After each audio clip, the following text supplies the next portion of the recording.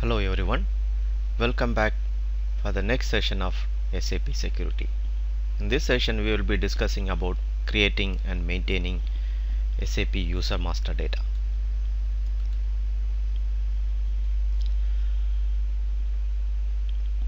First of all, a user can only log into SAP system by using an user ID as well as a password.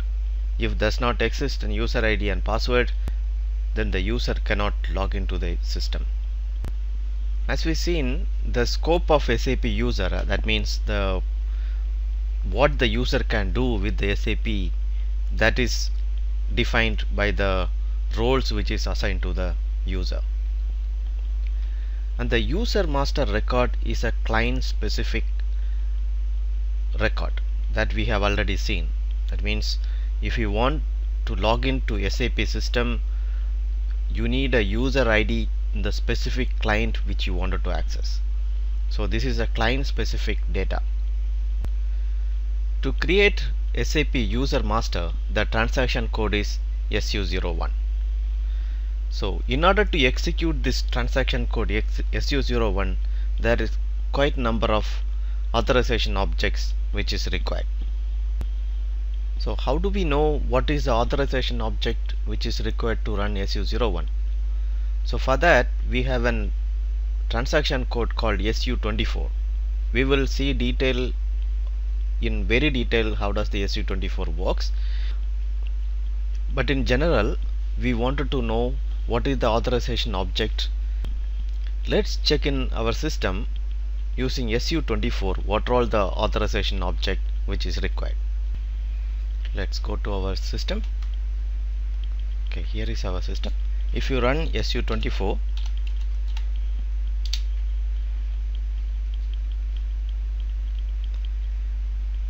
in this screen application, here you put SU01.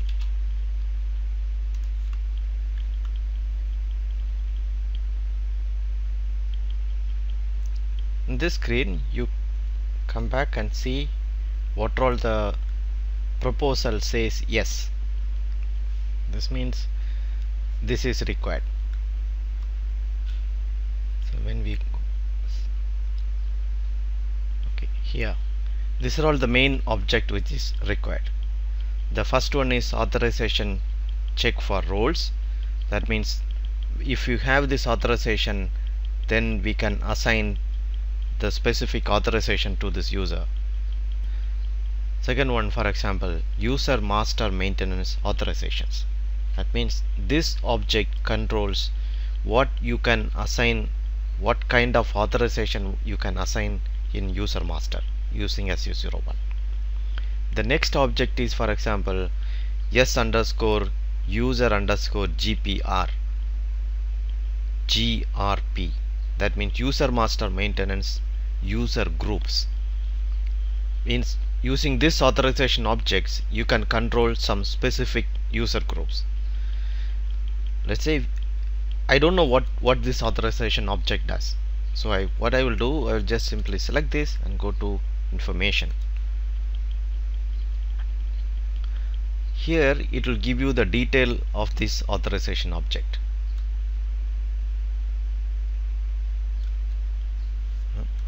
What this authorization object does, this authorization object which is checked during authorization maintenance.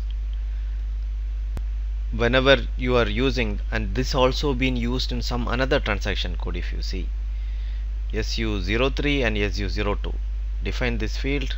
It will allow you to maintain, delete and of authorizations which are assigned to the users, and it has something called authorization name. Within this authorization object, this field, the authorization administrator can give a limited namespace for assignment of authorization names. That means this particular object allow you to assign or delete roles from the user.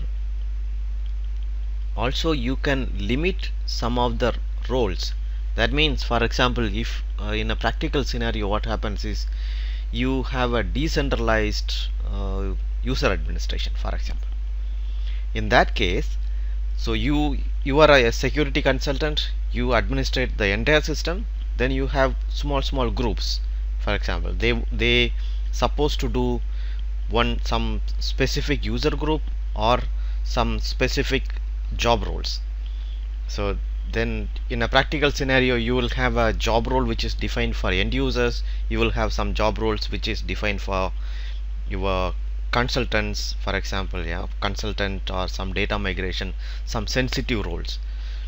So you don't want these sensitive roles to be assigned to the end user by these small group of people. That should be done by somebody who is in a higher level in security. In that case, you can use this authorization object and restrict what are all the job roles or what are all the roles which can be assigned by these users, these administrators. So what we are trying to do here is, in SU01 we are trying to implement an authorization concept. Then inside you have also the activity. Yeah. What they can do, they can create, change, display, delete, activate, display change document, assign authorization profiles, and archive. So in this case, what do we need? We don't need to create, because that is for creation of roles, that comes on PFCG. And change also we don't need. We need display. Yeah, display, activate, maybe display change documents, and assign authorization profile. So what we need is 0, 3, 0, 8 and 22. So if this authorization object with this activity 0, 3, 8 and 22, and whatever the role which you have defined here, if you assign some role names here, that means the person who has this authorization object will be able to assign only this job roles or single roles, whatever the technical roles which we define. So that is the concept behind that. And let's see the next one, s underscore user underscore grp.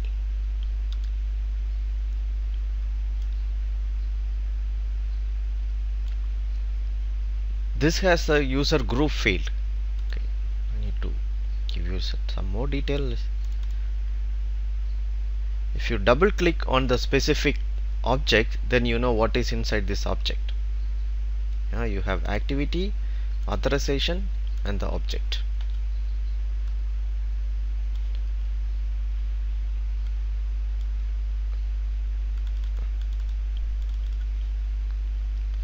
Let's double click on the next one.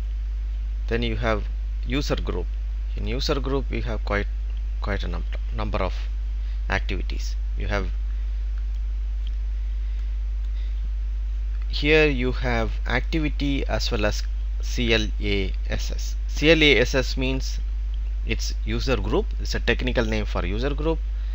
Let's say we don't know what this means, so we simply select this and display. Then it gives you the detailed authorization objects checks during the user maintenance. This is the menu path.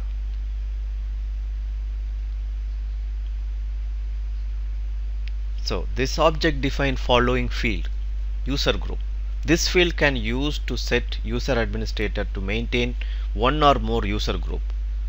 This makes sense if there is more than one user administrator. As I said, if you have something like decentralized user administration, then you can use these type of concepts. Let's say you have user group created for support users, then you have one user administrator. Then you have one company code, you want one user administrator need to take care of these users. Then you can assign only the user group for this user administrator. Then they will be able to administrate only the user group which is assigned to them. So we can decentralize the whole user administration process. Then the next one is activity. We have different activities: create, change, display, lock, delete, lock, unlock, delete. For example, here we are giving they are giving you even an example.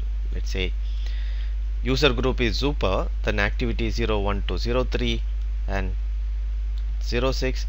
This authorization allows the user administrator to create and maintain, delete and display user in the super user group or user not assigned to user group. However, the administrator may not lock and unlock the users or display the changes or display change documents. So this, if you assign this authorization object with the user group super and activity 01 to 03 and 06, then the particular user can administrate the users from this group. That means they can do create, change, display and delete, but they don't have 5, so they cannot do lock, unlock. They also cannot check the change documents. Yeah, change documents also very important topic that we will come to that later.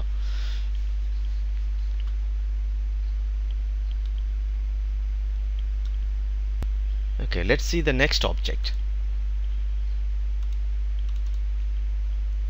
Here we have activity and profile.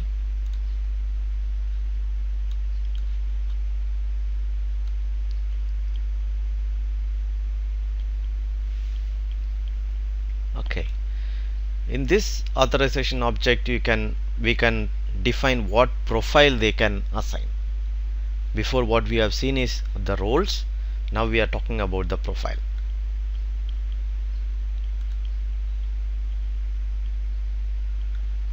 Okay, here then we have some more. This is again system specific assignment, and this is for central user maintenance. Okay, so these are all the optional, and these are all the main ones which we need. Okay, let's go back to our presentation. So create user using transaction code SU01. We also seen what are all the authorization objects related to SU01 which is required in order to create user or assign some job role to this user. Okay, when you go to SU01, you will see lot of information in SAP. The first one is address.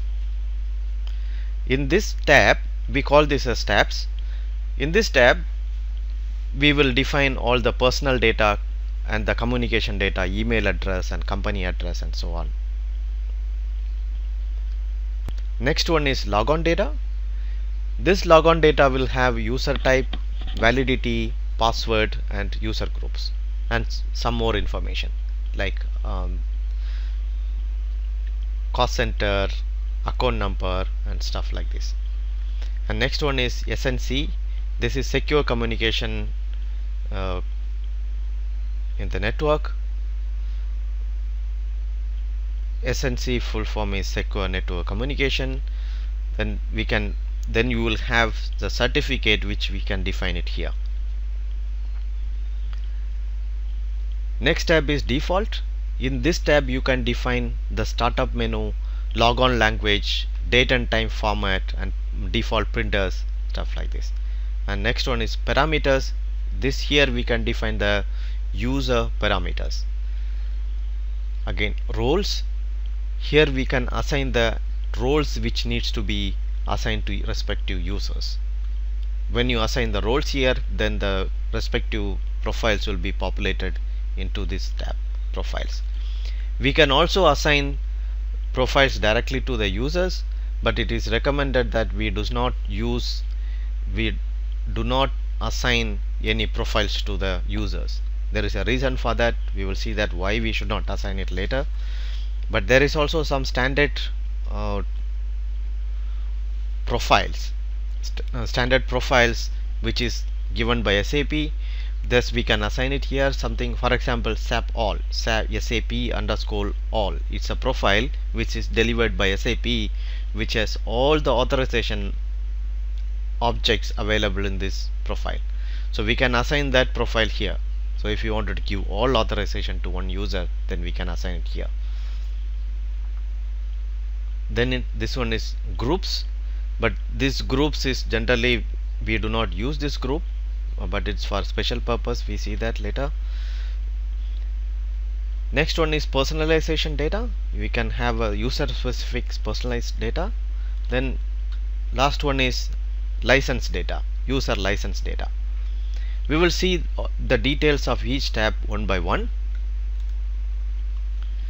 First one is address. In this address tab, this is the last name is a mandatory field. Rest everything is not mandatory field. In a best case scenario, that you need to identify what are all the mandatory fields which is required for an user. It's always good to have all the information filled. The reason is that once you have you have implemented the SAP or event live, then after a period of time, then you will start analyzing how many users is live, how many users are being used. Each user have license, so you have to be very careful, because this is again we are spending quite a lot of money for each users. The initial stage itself, we identify each user and fill up all the details for this user. Then it's going to be very useful for you in the later stage to track this user. This is very, very important. So you define, while you are implementing SAP, you define a procedure saying that what are all the fields which is mandatory for user master data. Okay, this will help you in a later stage. Then we have here the personal data. Then we have communication data. In the communication data, we can have telephone numbers and mobile phone numbers, fax number, and email ID. So many companies, what we have seen, they will identify the people with email ID. Email ID will be a mandatory field, because that is the best way to track this user. Then if we have an email ID which is mandatory, then we can communicate to this user. At last, we have something called company. We can create companies for SAP user and assign to this company. That means assign this user to this specific company. This is quite useful in order to identify this user which company they belong to. For example, if let's say your SAP system, you have 10-15 companies, maybe in different countries. So you wanted to identify this user coming from which company, then you can use this field. Or maybe in the same country but you have different companies, then you can create a company code here. You can create a company address here and assign to this user. And please keep in mind, the company which we are creating user master is nothing to do with financial data. That means the functional consultant also will create companies.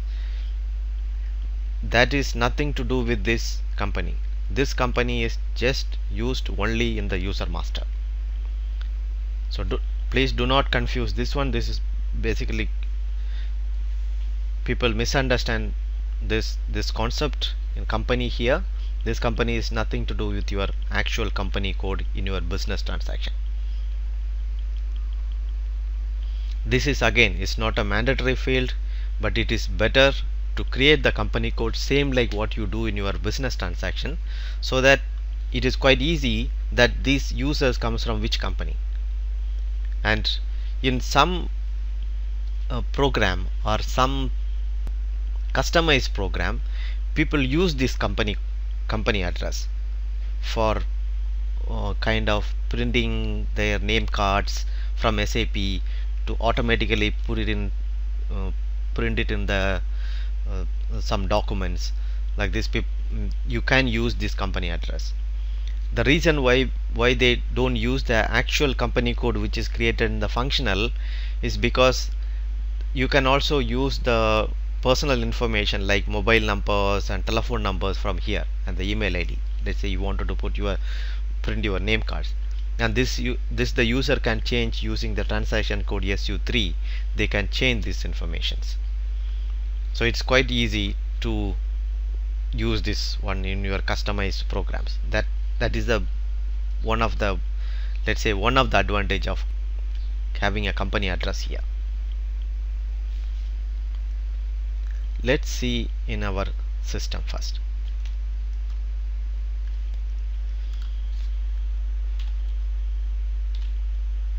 So I will go to the transaction /NSU01. So we will create a user.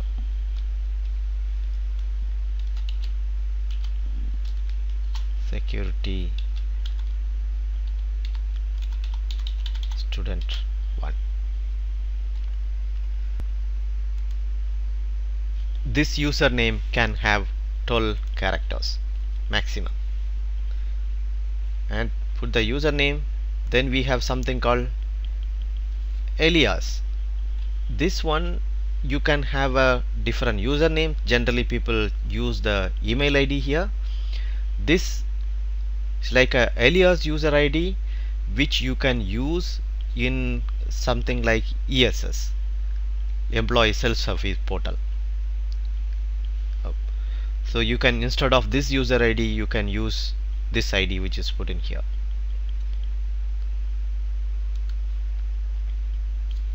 Okay, let's say create. You can see, if you see this kind of symbol, that means this is a mandatory field. And let's say I will create some Mr. SAP Security Student 01. This is my last name and this is my first name. Academic title you can select from here. Let's say I have MBA. Function student, department is training. A room number, if you wanted to fill it up, you can fill it up. Telephone number, yes.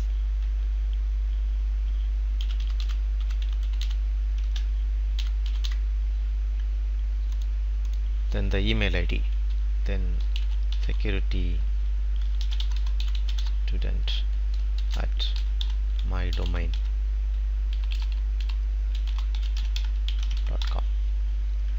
Here also you can specify the communication method. How do you want the user needs to be communicated? Then you can, let's say, telephone or remote mail or email, whatever, we can specify it here. So if you specify it here, then some of the programs you can use this information to communicate to this specific user. That is the advantage of this. Then assign company code.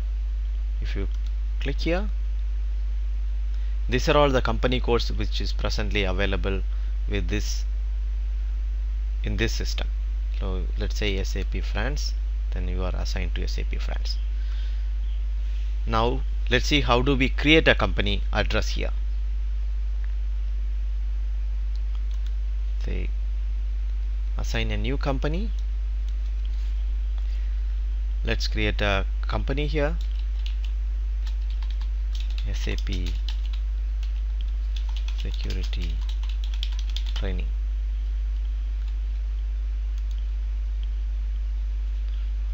Okay, this is our company. Unfortunately this is title, so let's say we are company but we are not Mr. Then the country, let's say select one country. We are from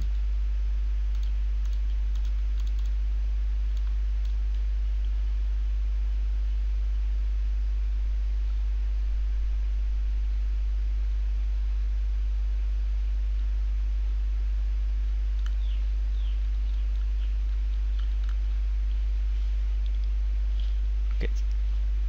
Then let's select a country, let's say United Arab Emirates, okay, AE, and we can also set the time zone.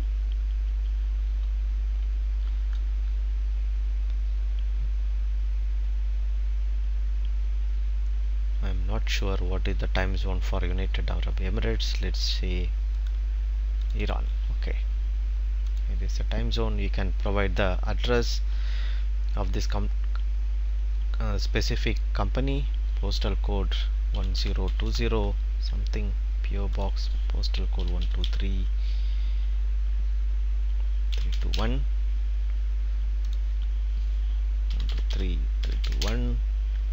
what is the language they use, and telephone, that is info@mydomain.com. okay, standard communication method, remote email, remote mail. If you want to put some comment, yeah, this is training company.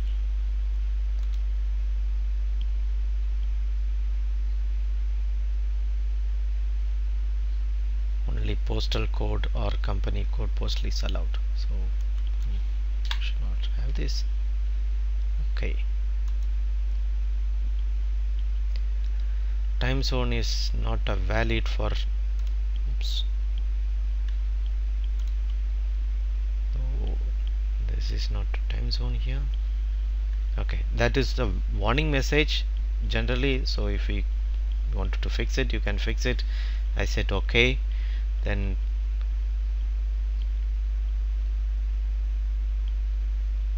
personal time zone no longer matched the time zone, the company code. You wanted to adjust the personal time zone. Nope. So we have created a new company code assigned to this user.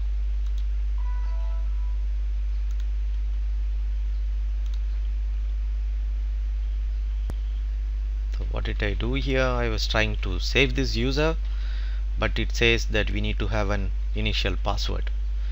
The reason is the initial password is a mandatory field. That's the reason it's not allowing me to save it. So for just to save, I will put one password here. Okay, let me come back here. So the address field, so we have seen what are all the address fields. The main important thing is here creating an additional company address, how to create a company address and how to assign this company address. So whenever now you want that this SAP security company is always available, then you can assign this company code. Yeah, SAP security training.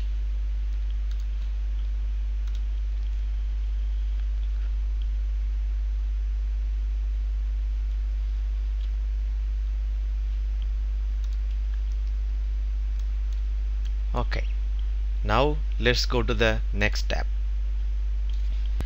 As I said, this alias is an 40 character username. It's basically the user ID is you have only 12 characters. Here you can put 40 characters.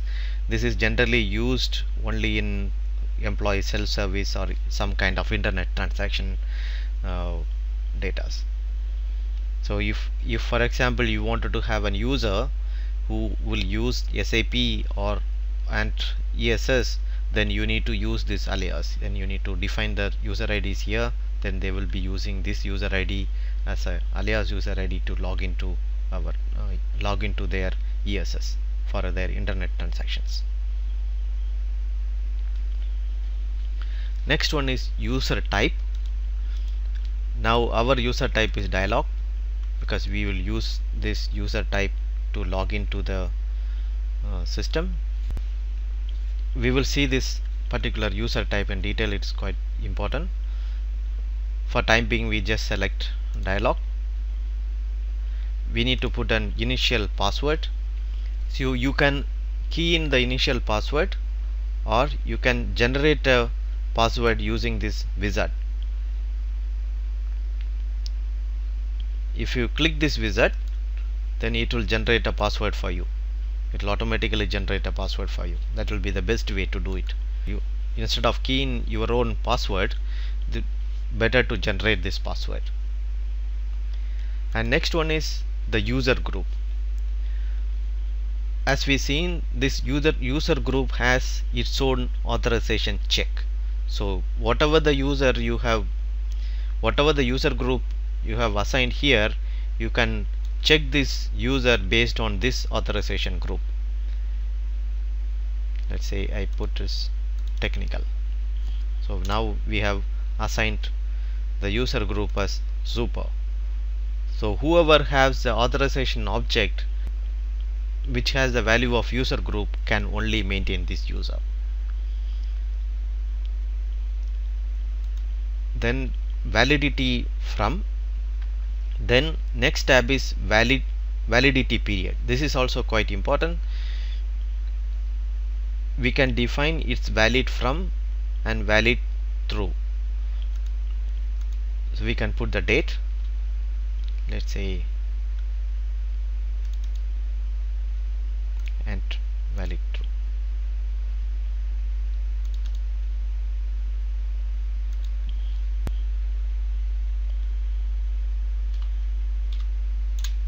So I define this user is valid for 1 year.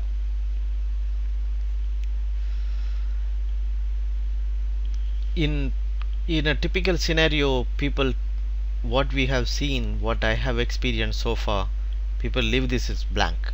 Please don't leave this blank, because if you want to control the users in a better way, then you need to have a validity period.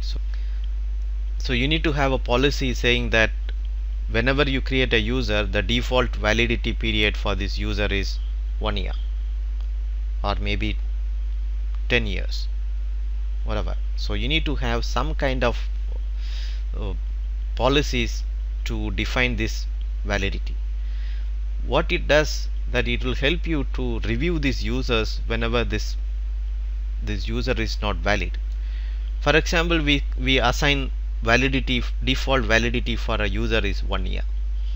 So every year that same user has to go back and ask their superiors to extend their user IDs. So what you will know that this user is a valid user or not. So if the user does not come back, that means the user is not using, maybe, and they don't need user ID. Maybe some user, they don't know there is an SAP user ID. So you can limit, you can control a lot of things by using this validity period. And this also sometime very useful valid from. So let's say you are in a support project. The project is going live maybe after 10 days. So you need to prepare the system. So after 10 days, when on the go live date, when you start creating the users, maybe you need to create thousands of users. You cannot do it in the same day. So what we generally do, we will create all the users. We will start creating users maybe 2 weeks before. We will create the user, keep the validity period of the date when it is going live from on that day only they can log into the system. So we can actually make use of this validity period in our security perspective as well. For process, this is very important that we need to define. It is always good to define a validity period for each users. Then account number and cost center. This is just a free text. You can put whatever the information you need. In general, what we will use this account number and cost center, this will be a real cost center, actual cost center in your business. So what happens is, if you are working in a multi-company environment or which has lot of cost centers, then you can distribute the cost of the users, SAP users, to specific cost center. That's the main use of these cost centers. As you know, each SAP user has its own cost. So this cost needs to be distributed. For as an IT governance, that we need to find out, okay, this particular cost center, how much it is going to cost. SAP usage is getting this particular cost center, how many users is available. You can distribute the cost to different cost centers. So you can use the cost center, and you can also use accounting number. Let's say you have some kind of numbering system to identify this user, then you can have an accounting number. This is quite useful information. You can use as what is based on what your business demands.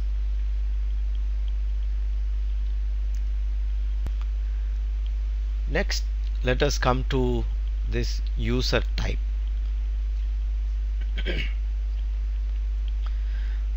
We have dialog user, system user, communication data, that means communication user, reference user, and service user. So first one is dialog user. Dialog user is represented by technical name A. Let me see. Yeah, dialog user means technical name A. Means that when you go to your SAP system, for example, let's open a new session.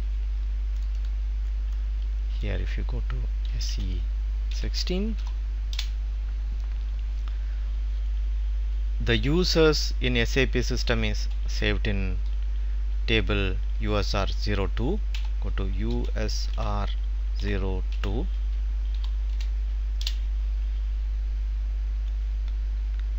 Take a user, for example the user which we have logged in, security underscore star.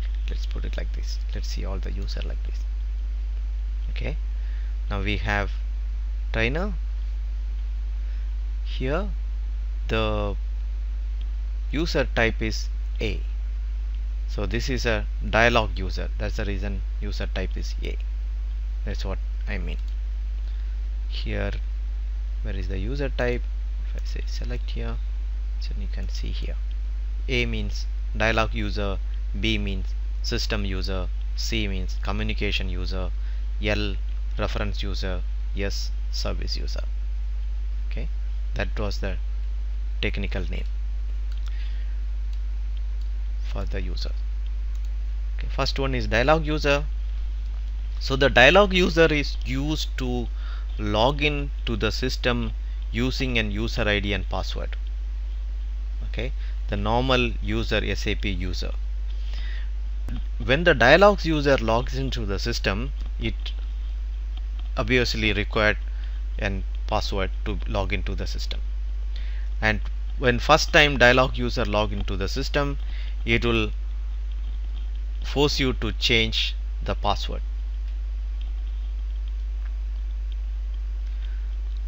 And also the SAP will check for multiple logon. Let's say if you have disabled multiple logon, the SAP will not allow you to log in multiple times with the same user ID and password during the on a specific time.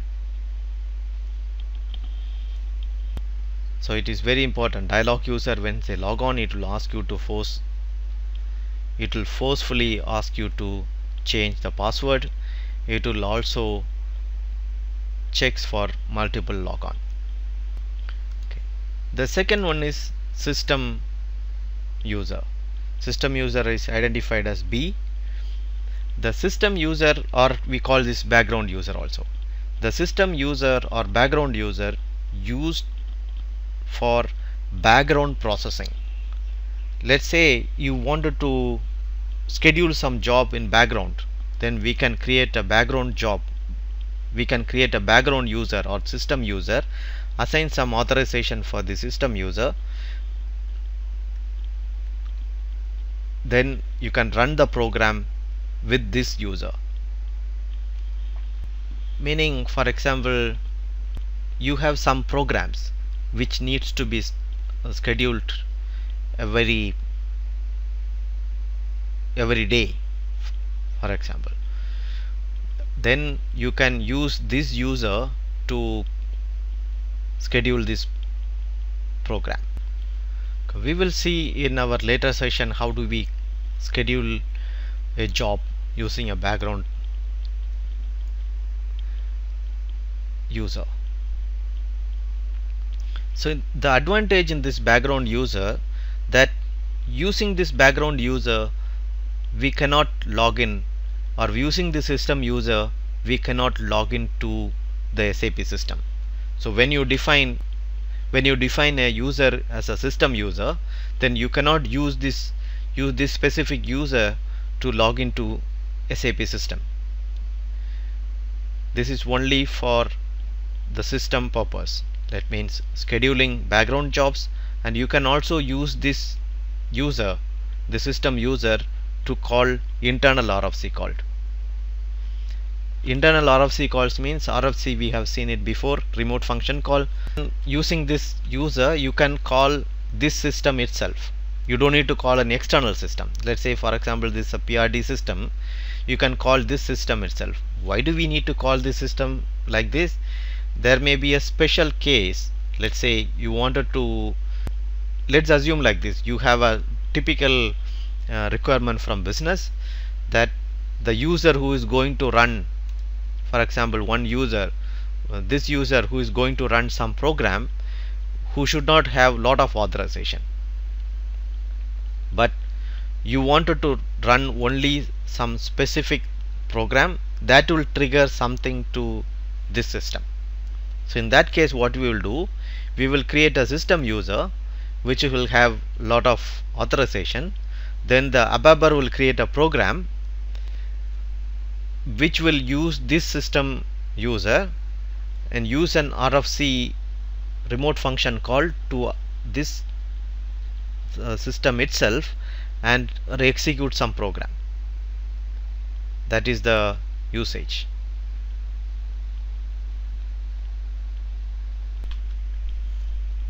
Maybe I could draw and show you. This is our system PRD. Then we have a user which is a dialog user.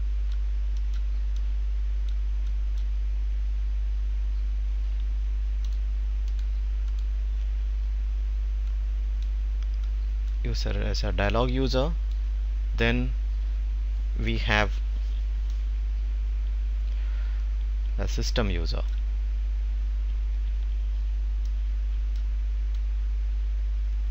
Which is B. So this user will use this user for RFC.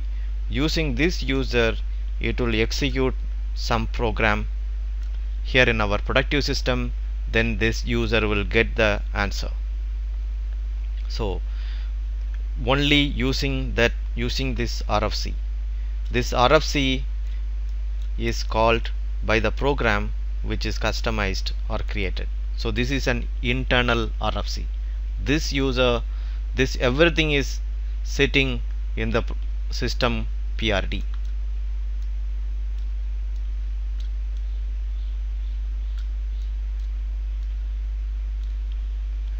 So this is an internal RFC call. Okay, you do not call an external system, but you will call the internal system within the system. So the advantage here is this specific system user may have quite a lot of authorization.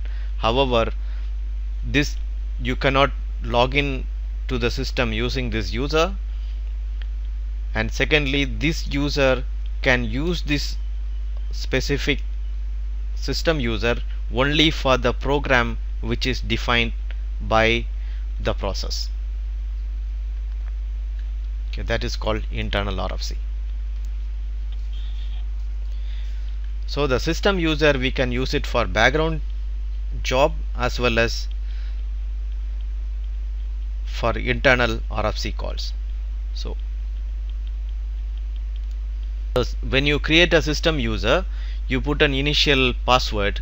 This password will be never checked and it will never be asked to change this password. And the system user can log into the system multiple times. That means you have one system user, you execute many RFC calls, internal RFC calls, what we have seen.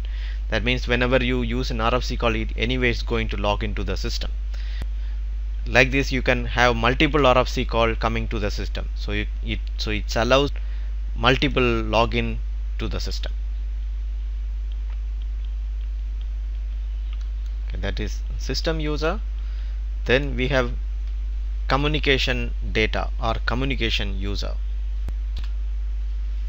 So this communication user is used to communicate to different system. Let's say we need to create a communication user in many scenarios. Let's assume that we have a different external system that you wanted to communicate to our system. Then we will create a communication user, give it to that specific system which we are creating the RFC to communicate to our system. Meaning, for example,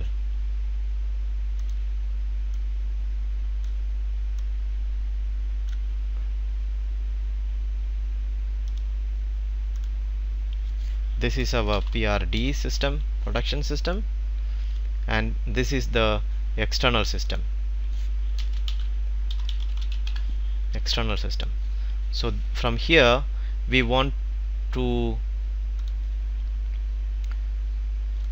connect to this PRD system using RFC.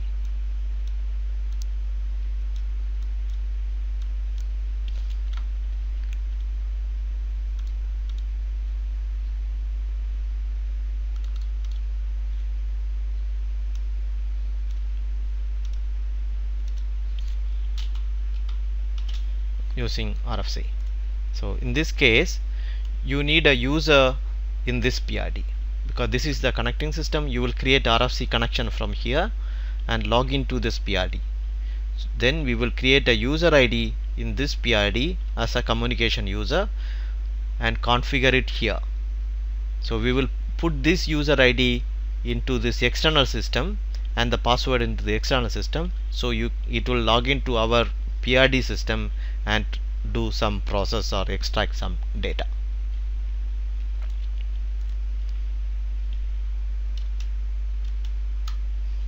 So that is communication user, and it also will be used for some workflow and for even for transport management, TMS, transport management, or central user administration.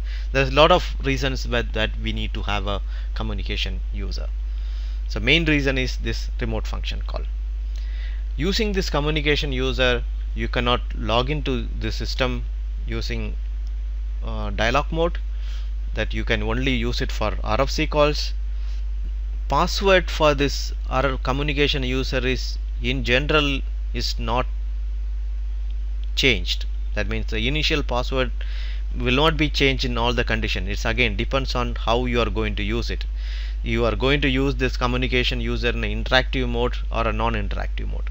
If you are going to use the communication user in the external system which you are connecting to the system, if it is going to be in interactive mode, then they have to change this user ID, this initial password. Otherwise it will not be changed.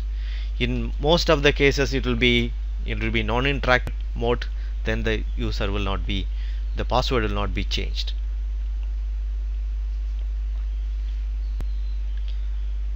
The next one is reference user. The reference user means you can create some users for your own reference, for user administration for purpose mainly. Let's say you have lot of parameters, which parameters or some roles which needs to be assigned to different users. Let's say you have a set of roles for sales persons and you have set of roles for storekeepers, something like this. You have different set of roles. So every time when you create users, then you need to keep assigning this role, you need to remember these roles, stuff like this. So instead you can create a reference user, and whenever you create a new user, then you can use this reference user. Meaning you can just simply copy this reference user and change whatever the address or some values, and we can create a user faster. That is the use of reference user. That means you cannot use this reference user to log in to any SAP system. It is just for your reference. Okay, the next one is service user. This service user is again, it's a critical user type. This service user is used mainly for user something like SAP standard user, DDIC or SAP Star user. That will be service user. The service user is very critical, meaning this will not force you to change the initial password. The password will be changed by the user administrator, and it will allow you to log in multiple logins. So there is a lot of, and it will never ask you to change the password. Let's say you set a policy saying in the system that every 30 days you need to change the password, or every 90 days you need to change the password. The service user will never ask to change the password. So this user is used in a special condition only for support purpose, but in many restricted environment the service user will not be used at all. And it's very critical that you have only one password, that if somebody knows this password, then you will never change this password. It's very, very critical. So the service user is the user which is used only mainly for support function, and during this logon this system does not check for password, and it will not expire the password after the, even though you have set up some password expiry, default password expiry in the system, and multiple logon will be possible. So the service user is a very critical user. So we have to monitor or define the service users very carefully. In a typical scenario, the service user will not be used. Let's say you are going for an auditing. First thing the auditor will come and check is how many service users you have, how many reference users you have.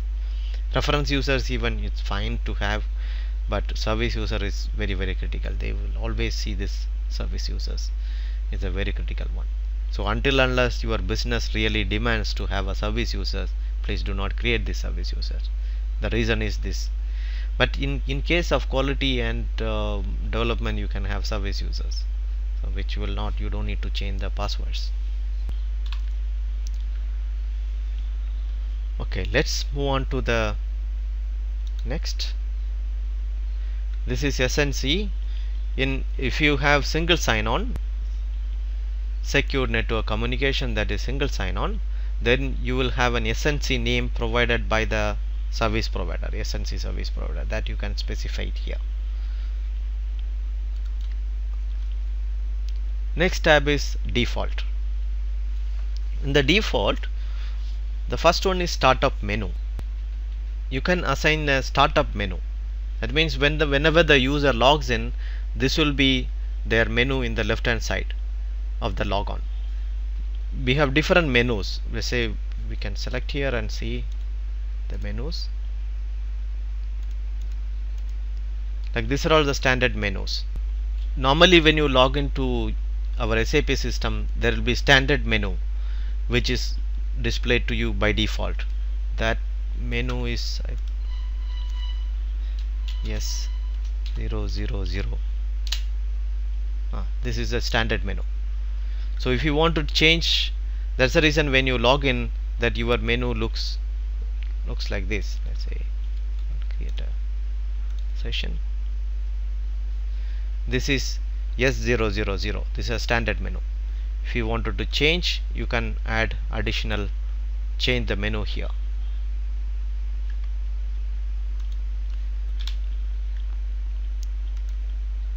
Another one is logon language. This again, depending on your system requirement, you can select a logon language. By default, there will be a language which is set as a default language in the system. For example, in our system this is English, so whenever if you do not specify any language, it will be log on as English. But if you want to have a different language, then we can specify it here. Then decimal notation, as you know, this decimal notation is used differently in different part of the world. Then we can define the decimal notation for each users, what kind of decimal notation they wanted to have. And same like that, date format, you can change the date format for each specific users. And time format also we can change for the specific users. Output device. Output device means your printer. So the printer will be generally configured by basis team, and they will have printer ID for each printer. Then we can define the printer ID here. That means you will have printers available for each users on each different locations. Then we can assign a default printer for each users. Then whenever they print, they will use the default printer. And here they have a quite interesting output immediately delete after output. This again you need to confirm with the user as well as the basis team what needs to be assigned here. Output immediately means as soon as the user prints something to the printer, the sales document or something, then it will be printed immediately. And delete after output, as we seen in our previous session, there is something called spool work process. So that is the one who takes care of this. So whenever you print something, it will create a spool. Yeah, that is the printing. Imagine like a printing file. Yeah, just it will generate a file. It's called spool. It's not a file as such. Yeah, but just to understand, imagine as a file. Then it will be generating this spool, and you will print it. So that spool, what do you want to do with that spool? Whether you wanted to keep it or you want to delete it. You delete. If you select delete after output, as soon as it is printed, it will be deleted. In a best case scenario, in a bigger system, we will always delete the spool after output in order to reduce the database size of the system. The spool will be deleted. Otherwise there will be another complications which comes from basis. Basically the spool area, the memory allocated for this spool management may get filled. Okay, this again will be confirmed by basis or the business requirement. Next one is personal time zone. This is very important, this personal time zone. You can see here system time zone as UTC -7, and the user time zone is CET, Central European Time. Let's assume that you have a system. Let's assume that your system is used around the world. Then your system is anyway located in one place. So the time which is used in the system will be different from the time where the user is trying to log on. Okay, our system is somewhere in US and the user is somewhere sitting in Australia. So the time which they get, time and date which they get in their system will be from US. How do we check the time? If you go system status,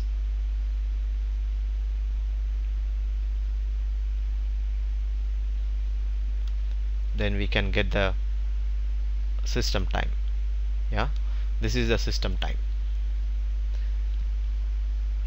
So the system time will be different than the actual user's time. So if we wanted to have a user time of their own time zone, then we can change it here. So each user can have their own time zone. For example, even in US or Australia, we will have a different time zone, time for within the country itself. Then you can define their personal time zone. The next one is for cat scripting.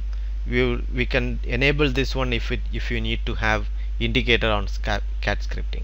That's again used for only in cats. That is not widely used. It is used only in cat scripting. Let's go back to our presentation. Missing user type, missing user default. Next one is parameters.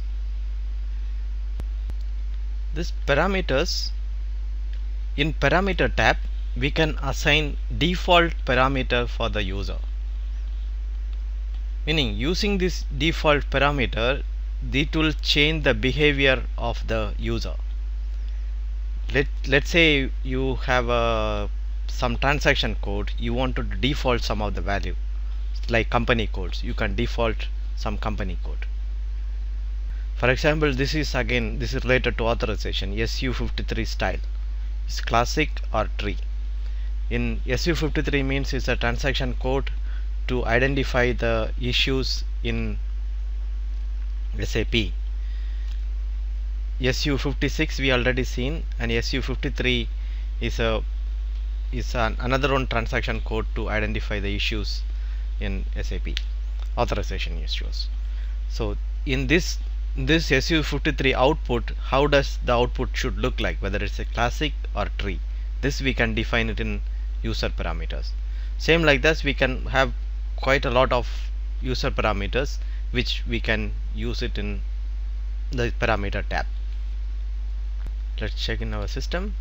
Here, let's say for example, if you wanted to default the company code, then you say BUK. BUK means company code, then you define one company code. This is your company code, then you defaulted this company code. So in the transactions which are related to company codes, when you go to that particular transaction, this will be your default company code. Like this we can define the parameters. So our next tab is roles. In this tab we can assign the roles as well as the valid from and valid to. Here also we have something called status, which will give you the status of the profile. Let's assign two roles and see. Let me search the role. Is set, yeah, a role like this, and we have another role like this. Okay, we wanted to assign this role. If the status says green, then the profile status is fine. Yeah, if it is not green, then there is something wrong with these profiles. So we need to check that. Okay, then we assign these roles. This is the validity, valid from and valid to. So once you assign a role to the user, the respective profile will be assigned in the profile tab. Okay, you can also control the validity of this user. So if you want this particular purchase order role, PO role should be valid only for 10 days, then you change the validity of this role.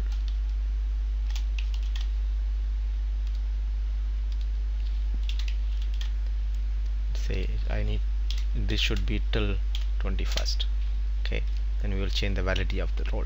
After this date, this will not be valid. Yeah, right now if you go and see in the profile, both the profiles are assigned. Then, and the profile assignment is based on again the validity of the role.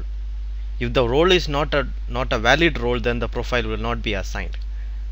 The reason why, as I said before, the profile is the actual technical object which is assigned to the user, not the role. So if the role is not valid, the profile needs to be removed from the user.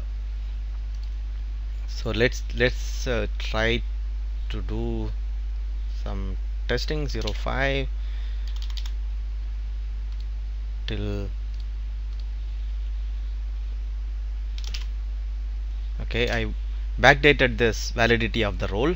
Now if you go and see, the profile is already gone, so the valid profile is only one, this RUQ role. So that is the only one which is valid. So whenever you change the validity of the role, based on the validity, the profile will be removed or assigned. The reason is there is no valid dates available in profile. This is the profile is the technical object assigned to the user. So based on this validity from the role, the profile needs to be removed or added in order to have the effective role assigned to the user.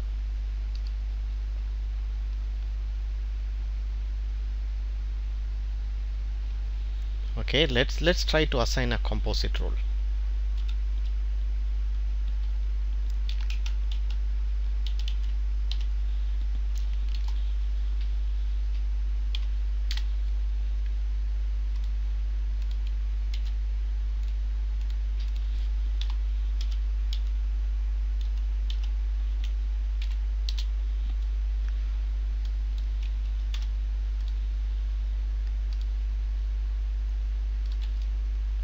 So I have a composite role.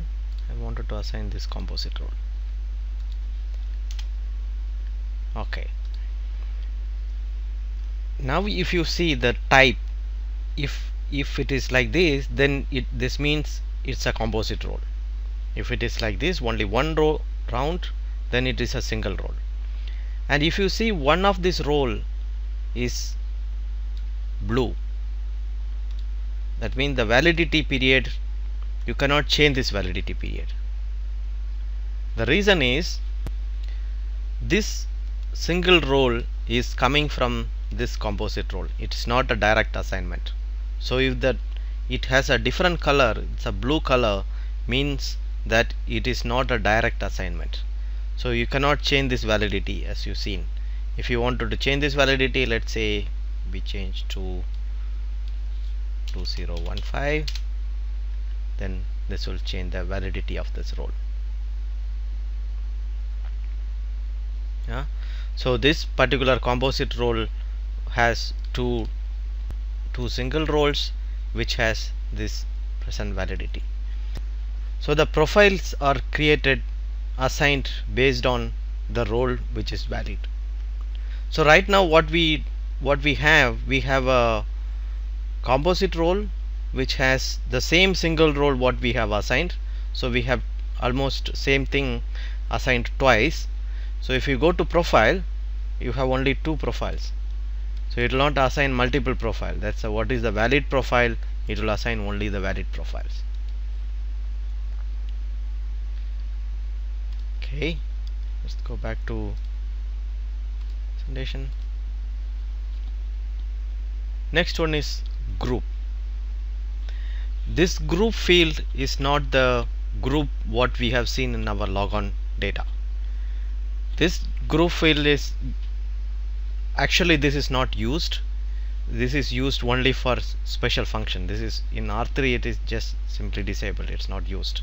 For example, in GRC we use this group functions, or if you create some custom program, then you can use this group function. Let's say user group. You can here also you can select the user group whichever you wanted to assign. This is a standard user group. If you want to put technical, you can assign to multiple user group, but this does not have any impact. This does not check any authorization checks or anything. This is simply disabled. The authorization check is based on the user group which is assigned in the logon data. Remember this, authorization check is based on the user group which is assigned in the logon data. The user group in user group tab does not have any impact at this moment. You can use this for your custom program or to identify user in a different group. You can add just to identification purpose only, or otherwise it does not have any impact.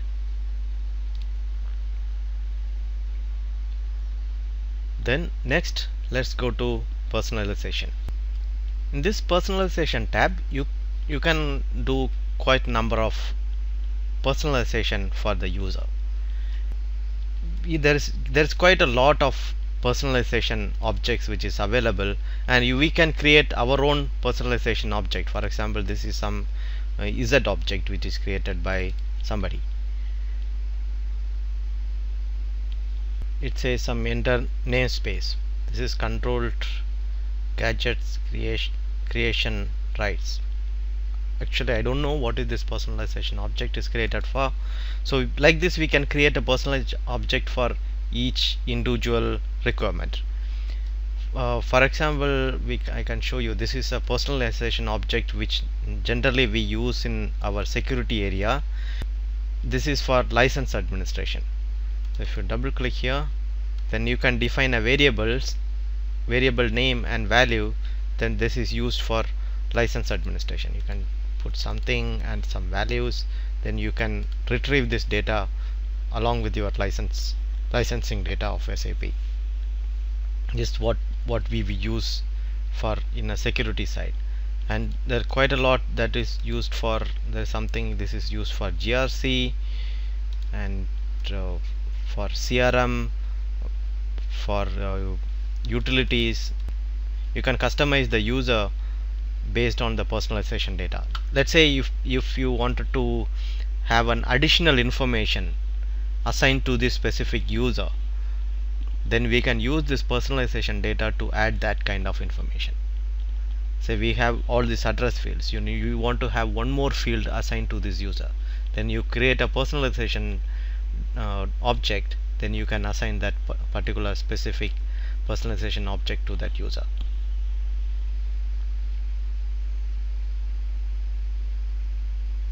Next one is license data. The license data, you can create the license type of a user. This again depends on your contract with SAP. So you need to understand the contract, licensing agreement with SAP, then you create license data, then you can define this license data. You can enable and disable the license data whichever is not required. Then you can assign the specific license data which is available in your contract. This is quite important because this, based on this license data, that your charging mechanism for the SAP user may differ. You have to understand the SAP license agreement, what you have for your SAP implementation or for your customer, then you create license type based on the license agreement.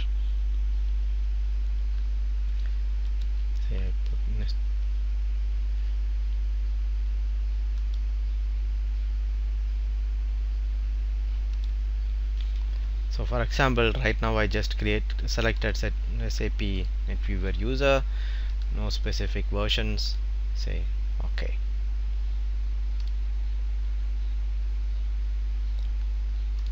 Now I save my user master. Let's go back to our presentation. Yeah.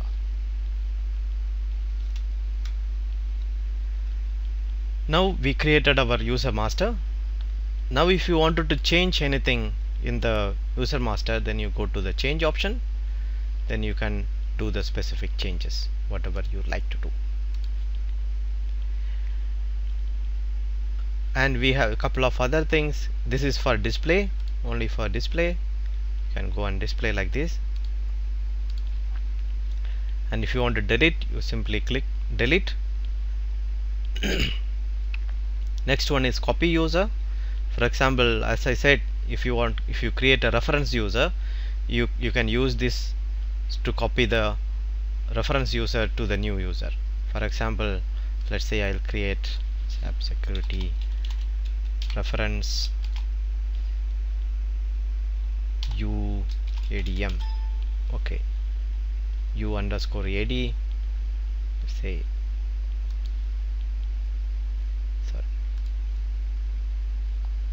create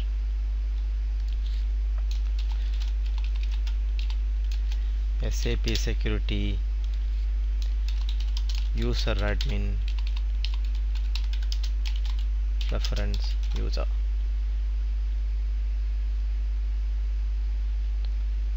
Then you admin at mydomain.com.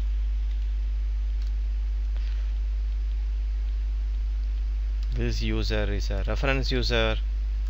I just put some password. Anyway, we cannot use this password just for saving, otherwise it will give you a error message. So I put a user group and I'll put a validity date and time. The cost center is cost center 1001. Let's assume this is my cost center, and the default value I will assign some output device.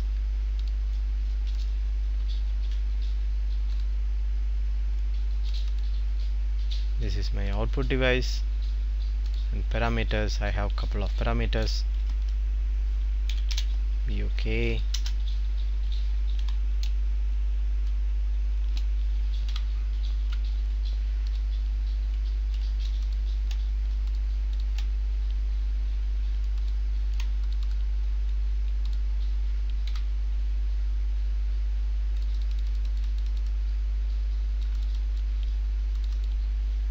Just for example, yeah, I selected some couple of parameters, and I always need to assign this role. This is not an actual scenario. Let's take only one.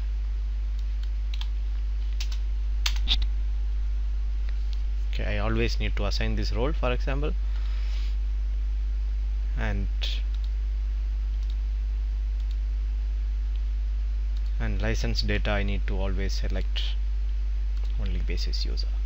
Okay, something. Okay, this is my reference user. Yeah,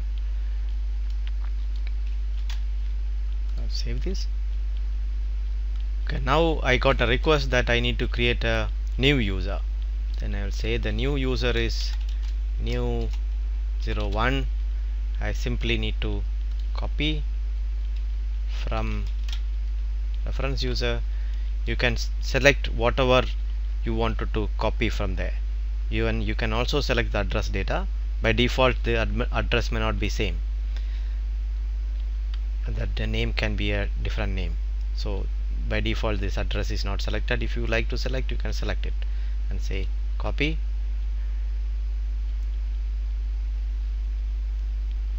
Now everything is copied from the reference user.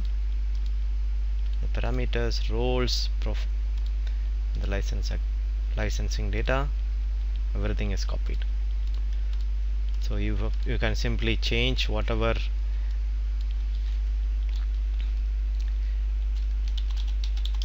test user, whatever you wanted to change it, and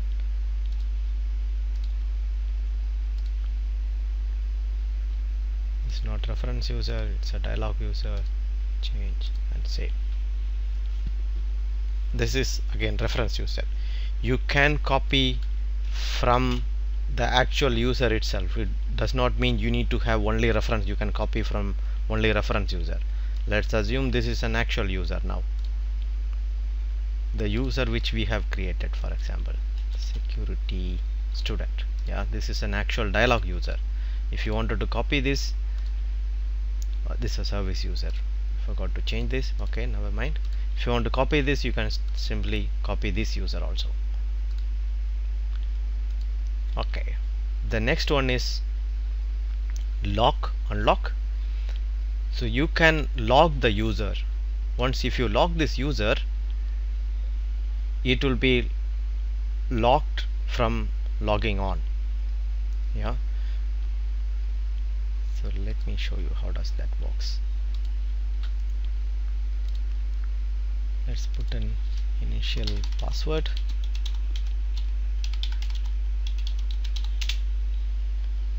Change this user to dialog user. now I will log into the system with this user.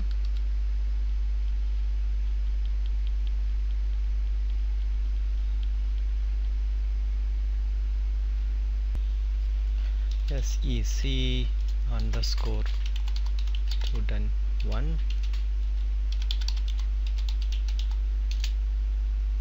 So since it's a dialog user, it will ask you to change the password.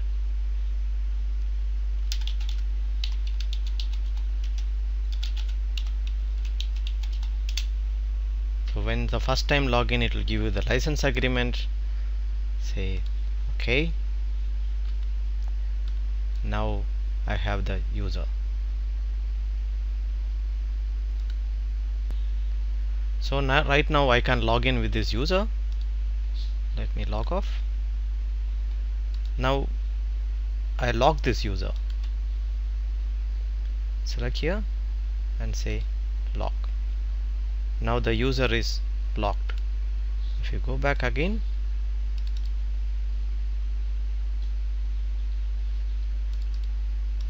log in to this user using this user.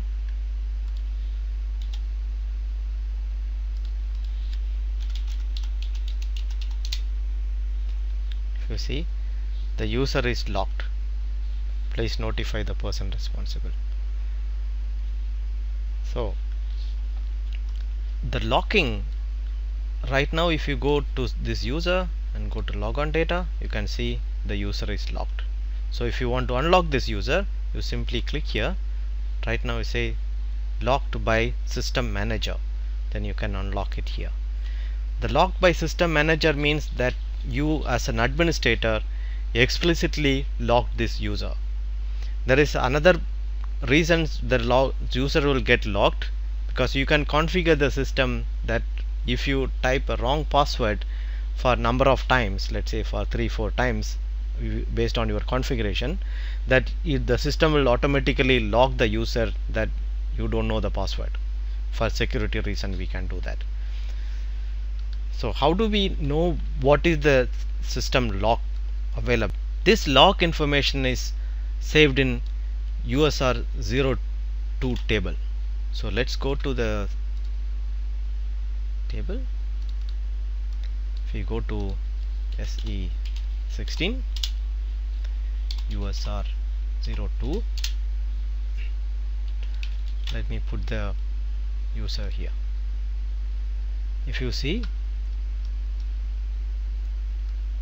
user lock is 64. That means this user is locked. If it is not locked, it will be 0. Say right now we will unlock this user. We'll go. How do we unlock this user? You go to the same lock and unlock. Right now this locked by system manager. This is unlocked. Click here. Now the user is unlocked. Now if you go to the table USR02 and see this user, it will be 0. When it is 0, then they can log in. So if you want to lock the user for some time, for temporary, you can still lock it using this mechanism.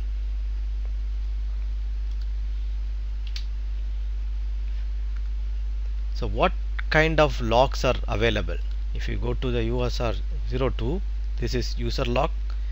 If you click, then you can see the lock status. If it is 0, that means it's not locked. If it is 32, locked globally by system administrator. If it is 64, locked locally by system administrator. Globally means all the system. 64 is locked by system locally by system administrator, that means using this button. And 128 means locked due to incorrect logon.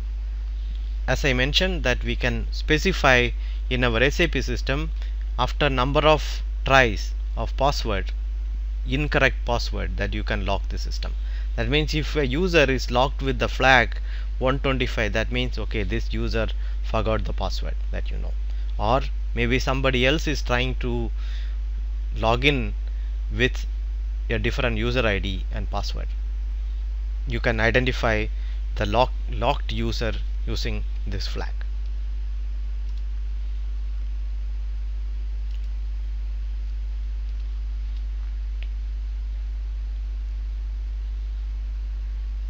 this USR02 table, you may use it in your diagnostic process because it has quite a lot of informations. Instead of going in and finding out in the SAP user data, that you can directly go to this table and find out all the informations. Or you wanted to retrieve some information, you wanted to see how many users are available in particular user group, you can simply go and use this table to use it.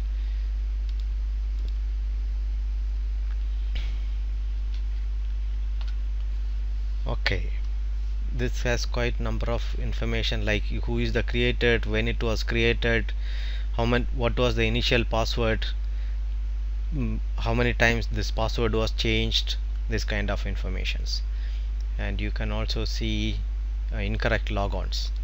So there's a count based on what we configured. If the counts fulfill the requirement what you have configured, then the user will get logged.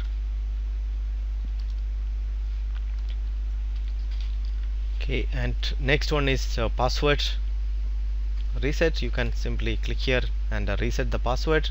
You can generate the password or you can key in the password of your one. And let's say if you don't want to use this SU01, there is one more transaction called SU01D. This is only for display. So if you go here,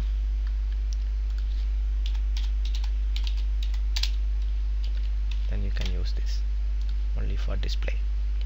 So if in some cases if you don't want to give SU01 to somebody but they want to display the users, then you can provide this transaction code to them.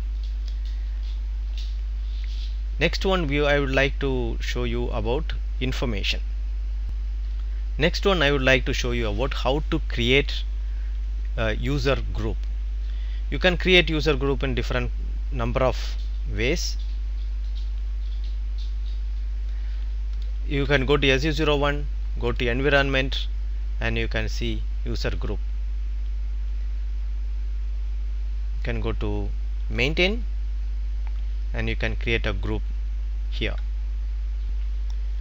You can create a group. The transaction code for this one is SUGR. Otherwise you can directly come to this screen using that transaction code SUGR.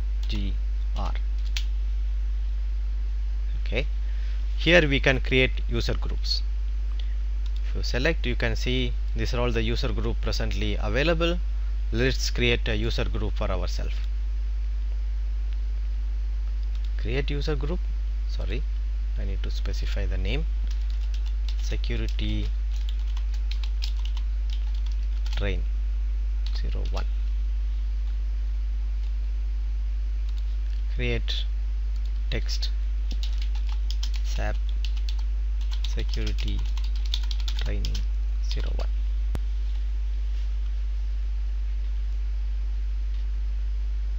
Okay, we created a user group. We can also assign the user to this user group. Please remember, this user group assignment is on the user group tab, not on the logon data. So you can simply assign some user group, for example student for testing. So when you assign that, you go back to the user,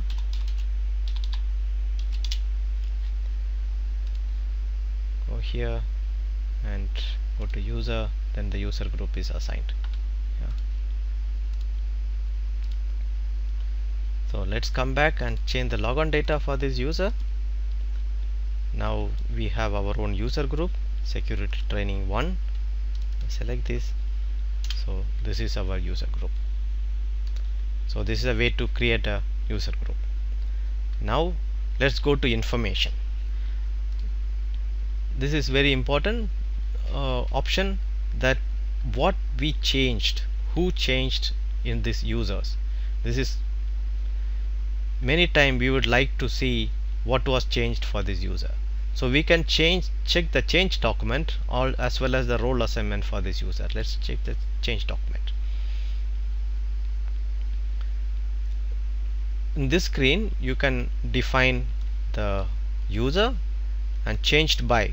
If let's say you wanted to see who one specific user, then you can specify the change by or date, time, and from date and to date, and change history and table structures and technical view. And here we have lot of attributes which you can select the selection criteria. Okay, right now let's say I wanted to see who created this user. The user is user SC security underscore student 1 is created by whom. So execute this one, then it says created by security trainer 1, and what date it was created and what time it was created. Then let's see what about the password, what was changed in the password. Okay, now you can see here security trainer changed the password in this time, and the security trainer again changed the password from password 1 to password 2. Then the security student by its own, they changed the password from password 2 to password 3. That was initially it was productive password. From the initial password they change it to productive password. Initial password is the password which we keyed in on the SU01. While logging in, we changed to a productive password with an actual password of this user. This is what which we can see, and we can also see on what is the transaction code used for the particular change. This is logon kr kernel. KRNL means kernel. That means during the logon it was changed. Now let's see, we also changed the user group many times. So select user group, execute, then you can see initially it was trainer which was assigned to super, then the old value was super was changed to a new value security training 1 using the transaction code SU01. So if you wanted to see all the changes which was done for this user, you simply select this. It will give you all the details. The from date was changed, to date was changed, and quite a lot of changes what we have done.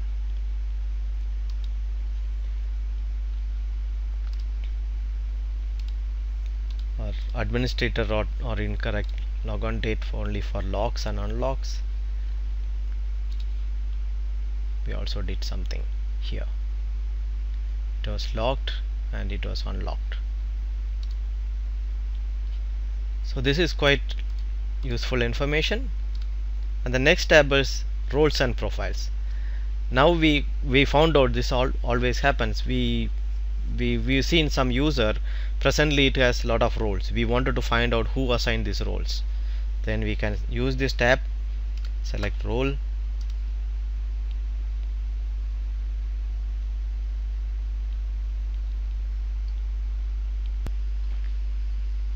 here you can see security trainer added this many roles, and same like that you can also see the profiles. Let's say roles and profiles.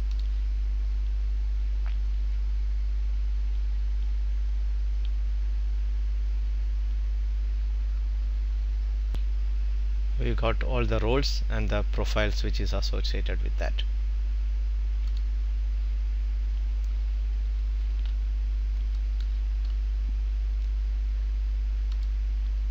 Okay, let's go back, and the next option is document for role assignment. This is the same thing again. This gives you only the role assignment detail.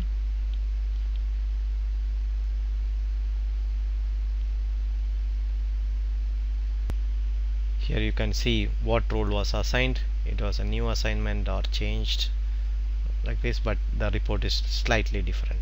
That's it. You will get the full detail of the user which was changed, as well as the date and time in a different format, meaning little more detail of this change. Back to our presentation. Okay, the next topic is user mask maintenance. to do an user mass maintenance, you can use the transaction code SU10. This SU10 is a very useful transaction code if you want to do a mass maintenance of users. Using SU10 you can create mass maintenance of users. Also you can maintain these users in one go. It will be quite useful when you are doing like a go live preparation, or kind of some urgent maintenance. You want to lock all the user at one go, or many user at one go, or you wanted to assign one specific role to many users, then you can do this SU10. Let's see in our system. Go to transaction code SU10. Let's create some user. Security 2.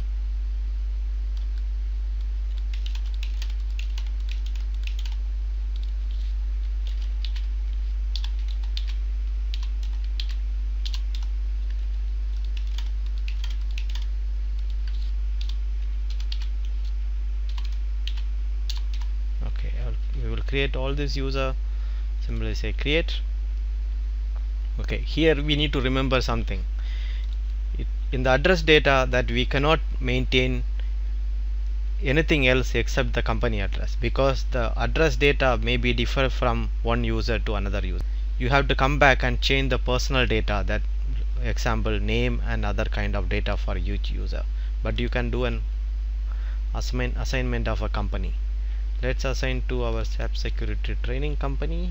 Okay, and the logon data is all dialog users. Our user group is, this is the user group. Validity is starting from this date and ending this date, and cost center, this is our cost center, or let's say different cost center. And the default, let's say I'll change something else here and put some parameters, and I want to assign only one of this job role, so assign to all users, and this is an NetWeaver developer. Okay, so we selected all the possible options what we wanted to assign for this set of users, and once everything is keyed in, then you simply say save. And you also can see there is no password options. Yeah, you cannot do password for mass maintenance. You cannot generate password for many user and one go, because password should be different from one user to another. Now if it will give you a message, the change will be affected large number of users. Number of user changed is 8. Do you really want to save? I will say yes. Now here you can see the log. Thus it was changed in this is system and client. This is changed by this user, and if you open this, this is the users which has created. We have SAP security 02, 03, 04, and it will also give you the generated password for each user, because the password for the user should be a different password from the actual one. So you can simply copy this password and give it to the user. So it's very easy to create this user using SU10. So you can give this user ID and password to the specific users. So right now we have created this user, but the name of the user is still not clear. So what we need to do is, now you need to go to SU01 of each respective user, then they can go and change this last name, first name, or all other details. Otherwise the user can go to SU3, they can change their own user details. That is one more option, but in a best case scenario that you will go back to all this user and change this user. Let's go back again. Let's check this user. this is the role which we have assigned. Let's say for 5 users I wanted to assign an additional role. Now I will go to SU10. From 2, 3, 4, 5, 5. Okay, this 4 user I want to assign an additional role. Then I will select here, say change, go to the role. Now we need to select a new role.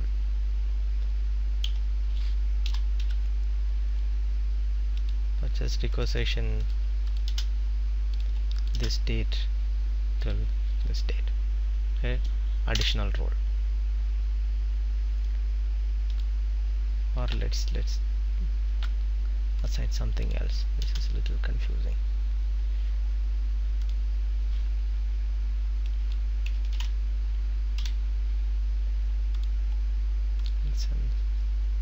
Okay, I have a general role. This should be assigned to this user, for example. Then you need to select what are we going to do, add or remove. That means you can also remove the existing role in one go. So then we need to define whether it's an additional removal. Then you click change and save.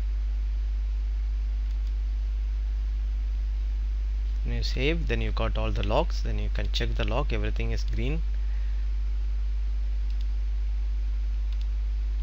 This was additional role was assigned to this user. So let me go back and see this user.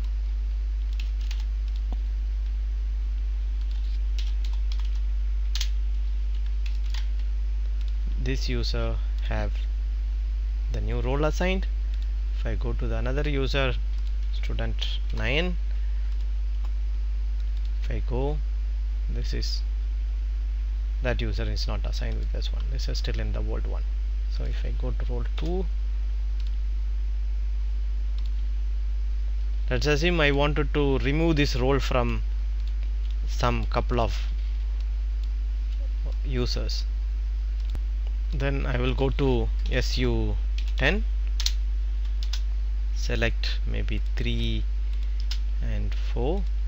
This 2 user I wanted to remove this role. Go to the role and say remove. Okay, so this is the one which I wanted to remove. Say okay. Do not mix add and remove function for the role and profile. Change. Oops. So now execute. It says do not mix add and remove function for the roles and profile. Oh, yep. It means here we selected remove, but in the profile it is still add. So here also we need to select remove and say save. So we are going, the affected user is 2 users. Say okay. Then this is deleted. Yeah, these 2 roles are deleted. So if I go to the student 3,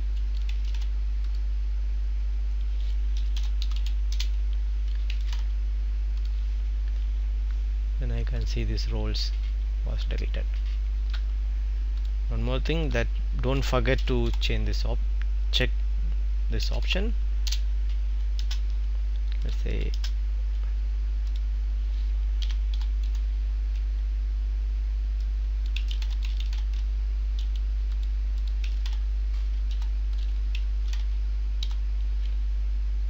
it's going to change. Let's say I wanted to change the user group of this one. I wanted to put it back to super user group again. Then you select this and don't forget to click this, the change. So we need to tell this SU10 what field we are changing. This is very important. Until unless you click this, it will not change. Say yes, and if you go to student 02, then the user group should have been changed already.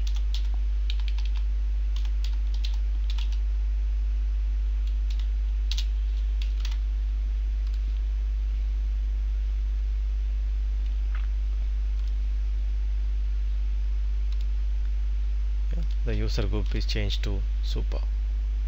Let's check the information for this user. User, select, execute. So here we get all the details. The information which I am trying to show you here is the transaction code. So we use the transaction code SU10 to create the user and do couple of modification there. So you have the transaction code also here. Then from this screen you can find all the informations which has changed for the specific users. This is very useful in order to debug or fix any issues in a SAP system. Next, what we would like to discuss about SAP licensing. We have seen the standard SAP licensing which during our SU01 user creation. Let's see how does we maintain SAP user licensing. For this you need to go to the transaction USMM, click enter, and say USMM special user type. A special model user can only be used for classification. You want to activate this? Yes. Okay, this is the user measurement screen. So this have quite a lot of information. Let's see one by one. Last user measurement is run by this user, and the date, and this is the time. That was the second measurement type. Okay, we will come to this later. Again, what does this means? The system data, first thing is when you have a SAP system, first of all you need to define this user measurement and all these types. First one is installation number. Installation number actually coming from your SAP installation, and this is the hardware key, and this is the system number. These are all again will be installation number, hardware key, and system number will be installed by basis administrator or basis consultant while installation of SAP system. This is given by SAP, so we need this is unique for each SAP system. Then we need to define the system type, whether this is a production or a test or training or development. So when we set assign to production, that means this system is a productive system. So when we select the productive system, then this will be counted for your user licensing fees. For all the development systems, select development, and training system, put it training. QA system, you can put it as test. Let's assume this is a productive system, then we will define this is a productive system. Then client, we need to define which clients that you wanted to implement for licensing. Yeah, let's say client 800 is for licensing. Then we need to select all this client, which are all the client is a productive client. That means whatever the client is a productive client should be included for user measurement. You don't need to include all other clients. So only the productive client should be used for user measurement. Then we have price list. Price list again based on your contract. Then you can select the price list, the component price list, or my.sam business suites. This will be there based on your contract with SAP. Then we come to user type. This is the user type which we have seen in our SU01. By default, SAP gives you quite a lot of user type. if let's say we do not use any of this user type, then we can disable this if you don't want, or if it is not applicable to you, then let's disable this.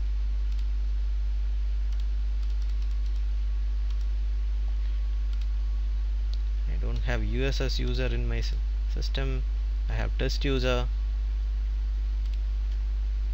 Maybe now here SAP provides you the special module user type. That means you can create your own user type. In some conditions, the customer will SAP allows the customer to use their own user type. So they have quite number of user types, 71 to 79, which is assigned for customer to specify. So let's say if we SAP says you use the standard user type, SAP application developer, professional, and we had end user somewhere, the test user.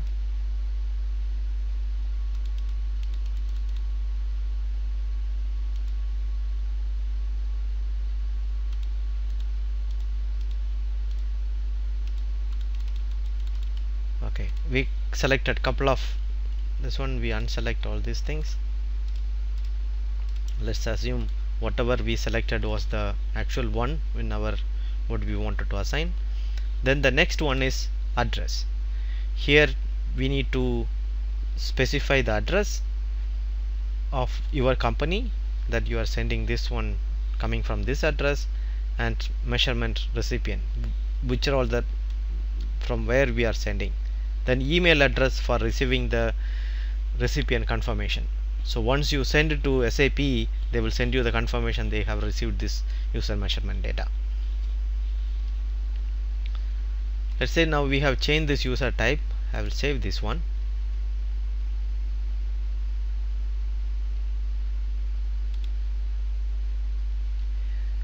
Let's go to SU01.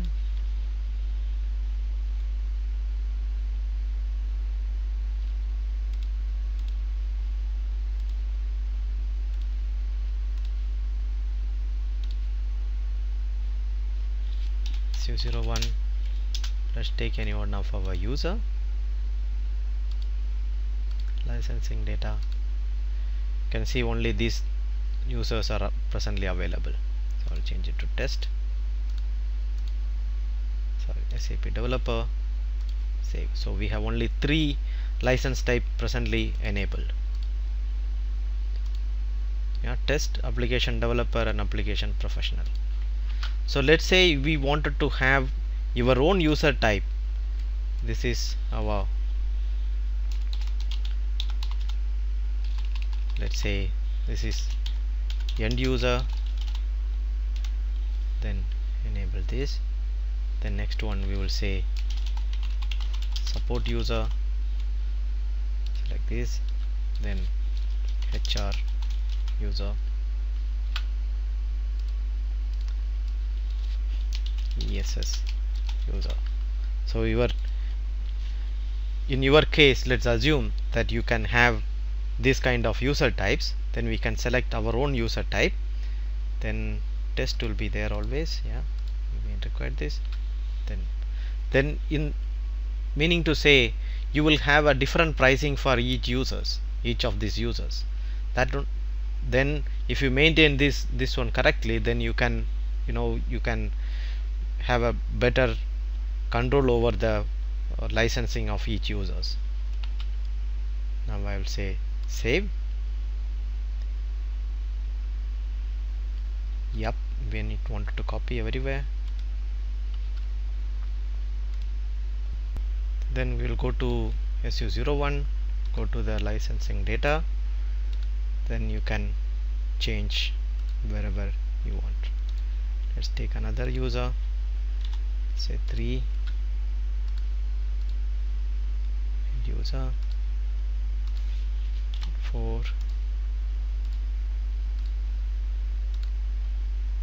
let's say end user.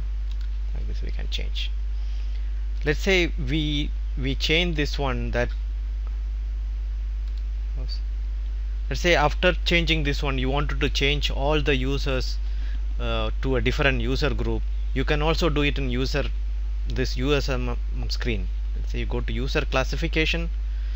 So let's assume you have a quite a large number of users which you wanted to change it to this new user license type which you have created.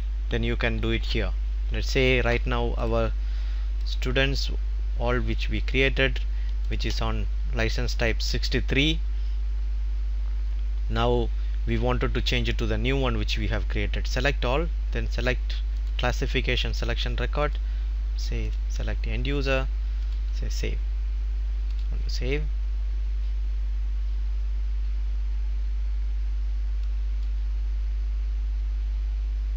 this will be changed in one go.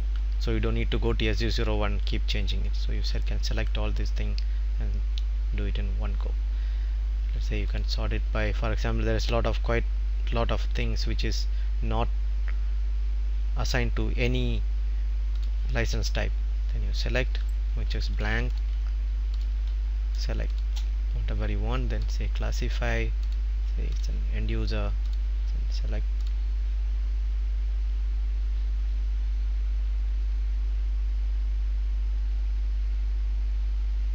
this will be changed. Yeah, this is changed and gone back to the sorting list. Okay, this is USMM. Then if you run this system measurement, it will run the system measurement report and it will give the logs here. And once you run the system measurement, now after that you need to send this report to SAP. So once you click this, it will automatically send the report which is generated from this user measurement, and it will send to SAP for its verification. So that is the reason that you get this information. This was sent by this user on 2004 for on this time. That was the second measurement which was sent to SAP.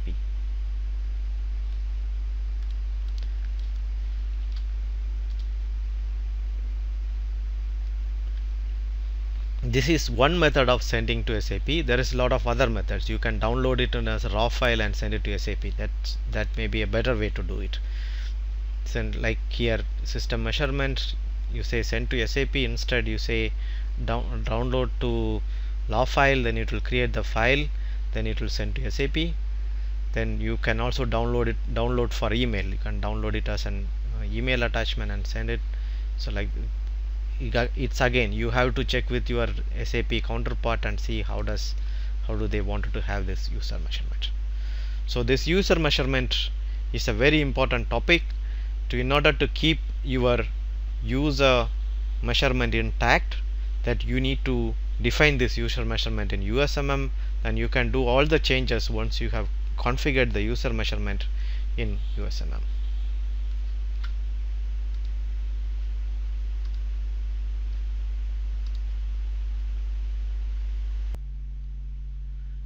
Next, let me show you about how to create a RFC user. Security RFC underscore 01. Example, this is my RFC user. I will create this user. Security RFC user.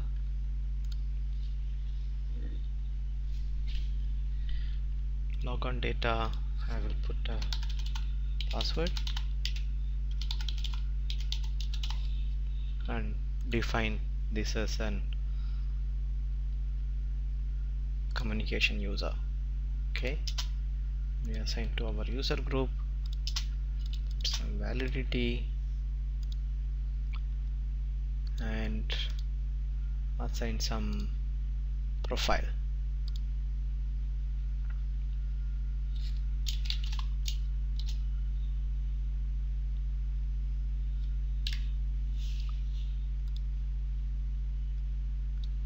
So we have,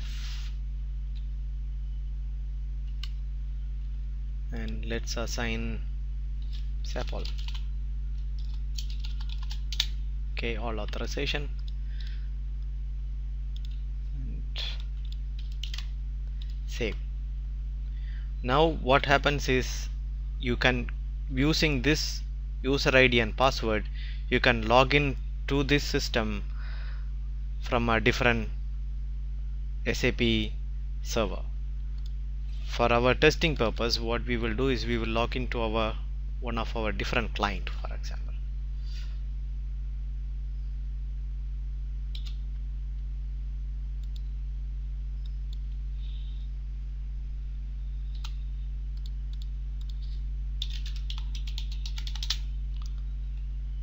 So from here I logged into the client 001.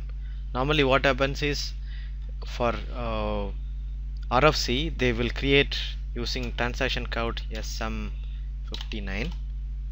Go to SM59, we'll create an RFC. It's basically type 3 RFC to 800. Okay, SAP security trading RFC. Okay, go to logon data. Here we'll put the user ID and the password. Then you go to the technical detail. Here we need to specify which host we are going to log in. Our IP address is 192.168.1.52. okay, so this is the RFC, this is our user which we have created, and this is a password. If you say, then save this. Now you can test the connection. The connection is working fine. That means the user which we have created, this user is working fine. From here, from RFC also you can log into the remote system. So right now we are in the client 001. We change this to dialog user.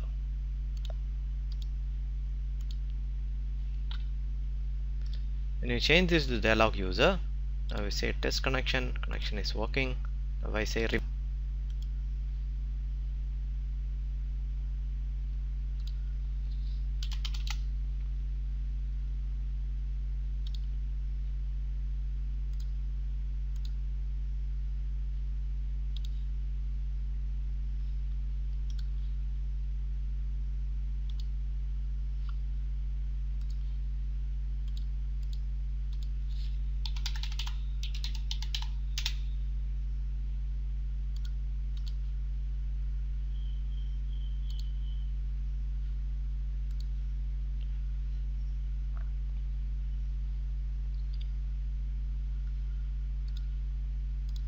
so we change the user to dialog user, then we put the user here.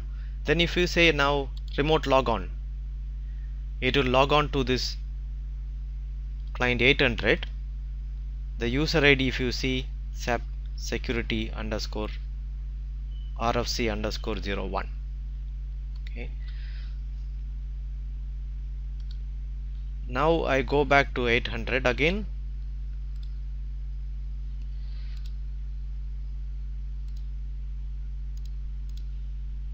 Go to the user, log on.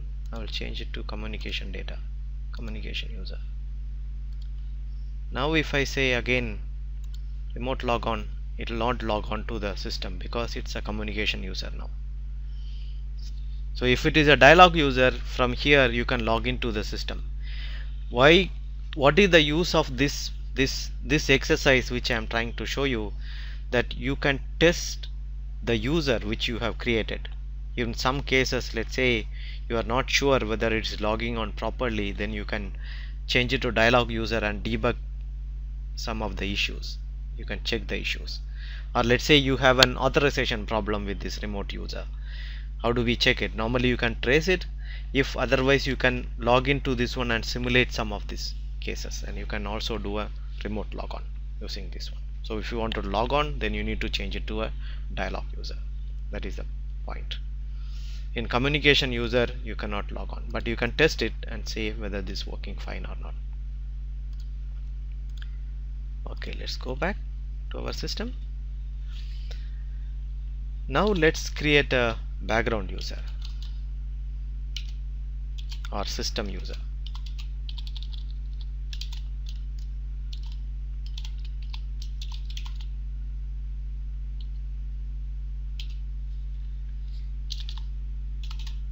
Okay, let's like this. Create SAP security system user. Log on, let's assign to our one.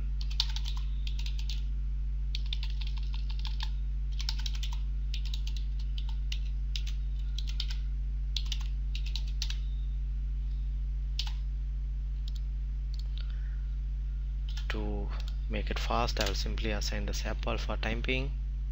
Okay, sorry, we did not. Okay, this is a system user. Okay, so can we log in with this user? We should not be able to log in with this user. Let's try once. Client 800, and this is the user. We'll put the password.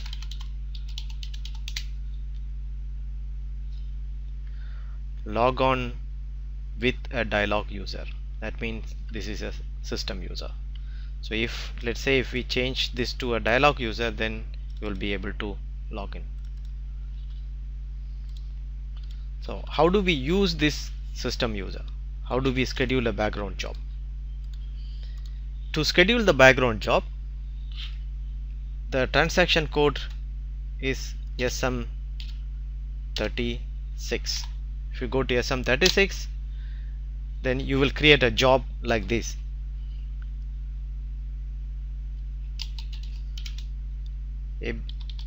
SAP security background job, check. And you have something called job class. You have different type of job class. A means high priority, B means medium, C low priority. This is based on the priority to allocate this systems. Then you go to steps. Here this is the place where we will use this background job. Then you will assign a program. Okay, some program.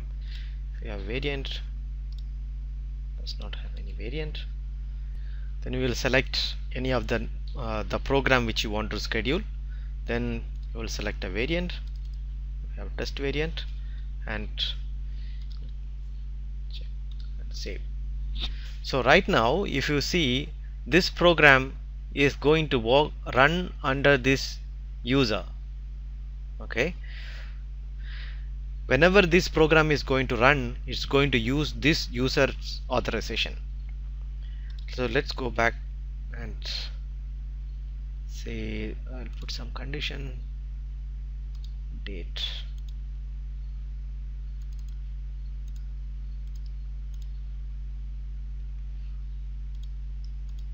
some date, time, 17th. Okay, we schedule this on, this means we schedule this one on 17th.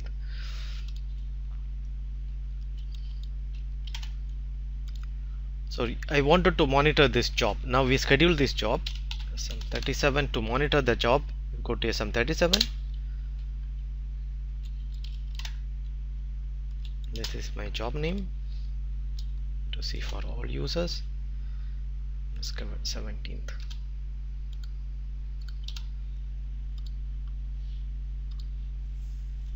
Okay, this is a job which we have created. If you select and say go to steps, and if you see, this job is scheduled by, job is created by this user. So when the job is going to run, it will not use this user authorization, SAP security trainer authorization. It will use the authorization of this user which is assigned to this step. It will use the security BG SEC underscore BG underscore user 01. So that will be the user. If let's assume if this user has authorization to run this program, it will run. Okay, meaning the schedule user, in our typical scenario, the schedule user does not have authorization to run this transaction, then that is fine. But this user have authorization to schedule, but this user have authorization to run this program. So what is the use of this one? When you implement an segregation of duty, for example, you want to run a program, some program like this in background for financial closing, okay, but that needs to be scheduled by a, it will be done by a functional consultant, financial closing, or functional consultant or end user. Let's assume is going to be run by some FI consultant, but FI consultant does not have authorization to schedule job, and FI consultant, that user does not have authorization to close some do this financial closing. So we can use a background job who can do a financial closing. The FI consultant will create this variant what we have seen during our scheduling, and will give it to a basis person who will schedule this job under the user which we have, background job user which we have created, which have authorization for year-end closing, the financial closing. So that is the use of this background jobs. Like this you can create any number of background user and schedule background job under this user. So this is background job. Next what we are going to see is the startup menu.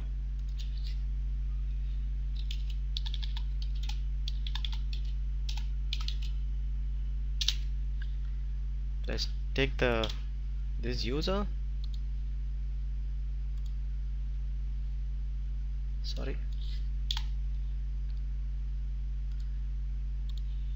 let's take our user. Right now we do not, this user does not have any startup menu. So when I log in using this user, what we will see,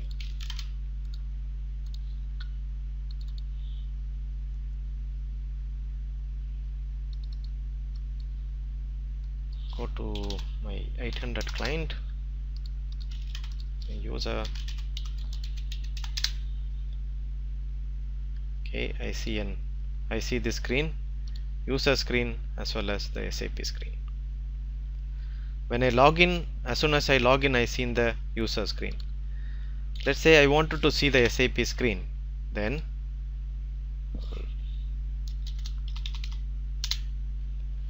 this is a default R3 screen. Now I will log in again.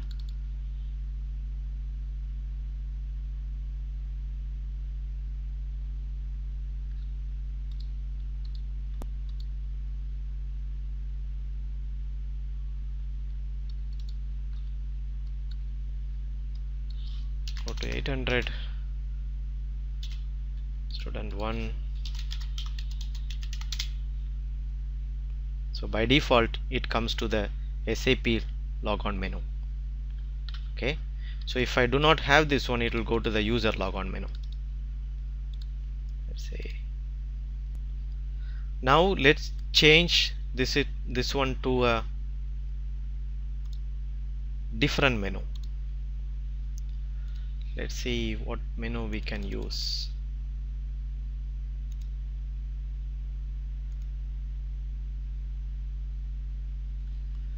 C000,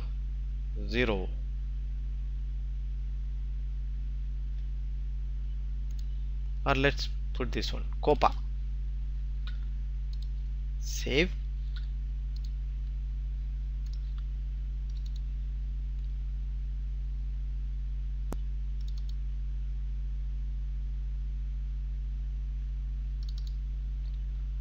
to client 800.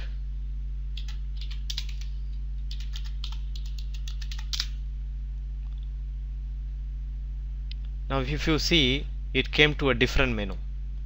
This is a COPA menu which we have assigned. It's related to COPA report. Yeah, like this we can change the SAP menu. So right now we are not using a SAP menu. This is the user menu. When they go to SAP menu, they will get a different menu.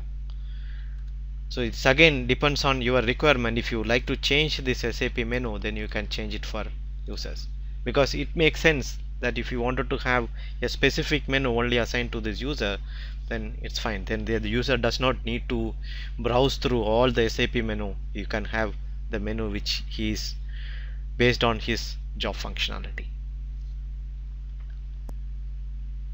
Let us look into the time zones.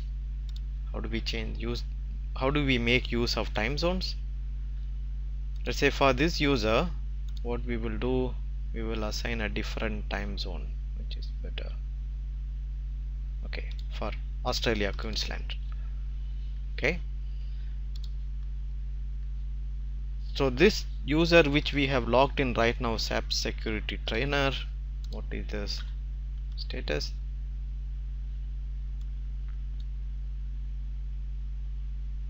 Okay, this system time is 12 o'clock, 12:00:09, but the time zone is CET. This particular user, SC trainer, is on CET. That's the reason it has 7 o'clock. So let's log in with our test user.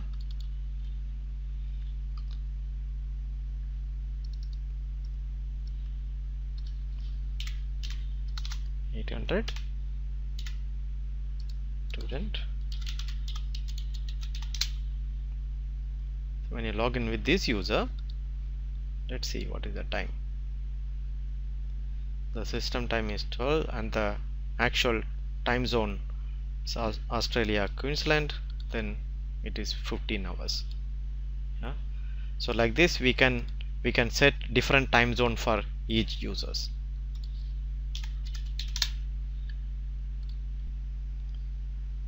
Okay, in this status screen you can also find lot of other informations, like this is the client we have logged in, this is the user, this is a logon language, and we have seen the time and the SAP data. This means we are at the moment in the transaction code SU01. This is the program for that. You can also get it from here and you can also get it from here. And what is the version of this SAP system? SAP ECC 6. If you click here, it will give you the components, all the components and its version. It's a release level. This is NetWeaver 7.02 and this is the EHP level, enhancement package. So this kind of information you can get it here. This is the installation number. This is license up to what date, and whether it's Unicode system or not, what is the operating system, and as well as what is the database used in this server. So this kind of all this information you can get it from this screen. This is an useful information because sometime you may need to check what kind of SAP version you are working on, or maybe what is the transaction code you are presently running and what is the related program for this transaction code. You can get it from here. Let's go back to our PPT. With this we are coming to the end of the session. Thank you very much for listening. I will see you in the next session.